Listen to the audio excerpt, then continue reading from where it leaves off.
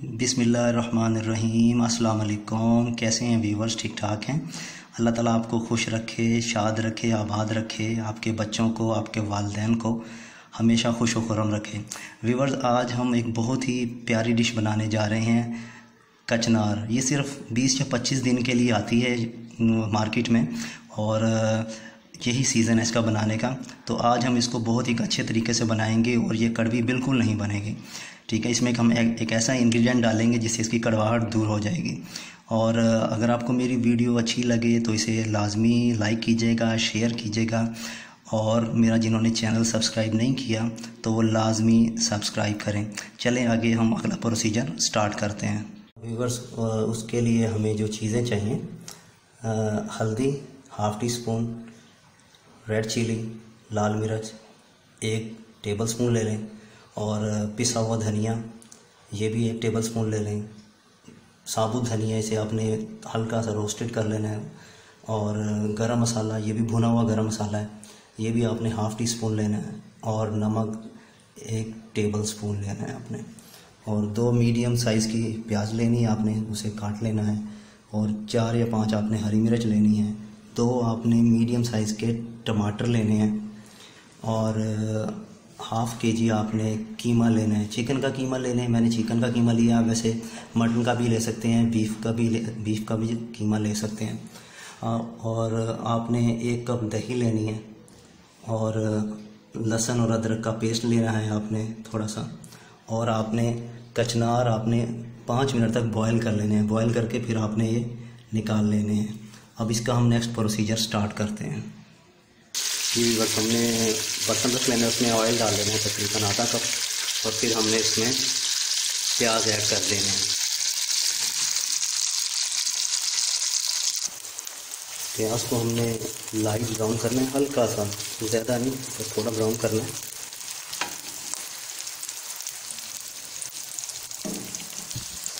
हाँ, अब ये हल्की सी ब्राउन हो गई है। अब हमने इसमें लहसुन और अदरक का पेस्ट ऐड करना है।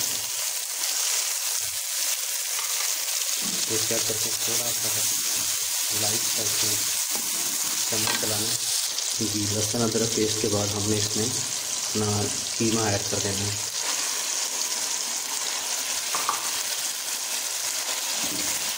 कीमे को हमने लाइट सा कलर इसका चेंज करना है, थोड़ा सा पकाना है इसको।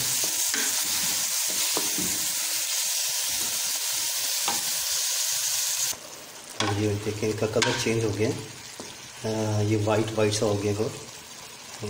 ये तो कीमा क्या बात नहीं, इसमें टमाटर और हरी मिर्च दोनों हमने इसमें ऐड कर देंगे। और इनको थोड़ा सा मिक्स करके इसमें हमने अपने बाकी जो मसाले थे वो हमने ऐड कर लेंगे। हमने सारे मसाले जितने भी थे ये हमने इसमें ऐड कर लेने।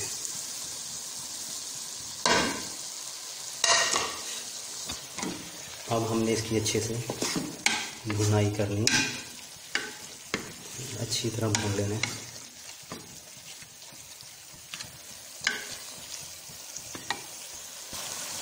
जी बहुत अच्छे से माशाल्लाह पक गया है। इसमें हल्का हल्का ऑयल छोड़ दिया है। अब हम इसमें योगर्ट ऐड करेंगे, इसमें दही जो है वो इसमें ऐड करेंगे।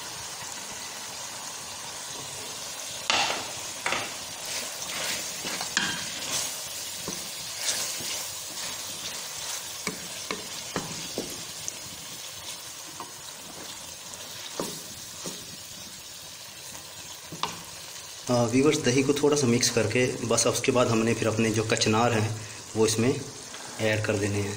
कचनार का पानी पहले निकाल लिया था क्योंकि ये थोड़े से कड़वे होते हैं, तो अगर हम साथ दही इसमें ऐड कर दें, थोड़ा सा इसका पानी निकाल लें तो ये बहुत ही अच्छे बनते हैं।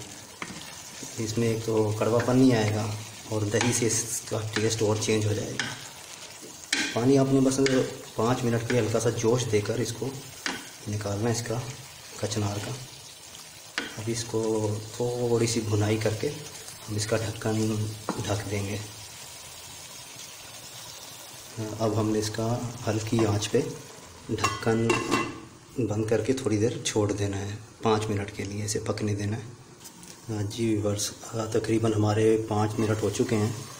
अब हम इसका ढक्कन उतार लेंगे और देखिए आप माशाल्लाह इसने ऑयल छोड़ दिया। अब हम इसकी भुनाई कर लेंगे।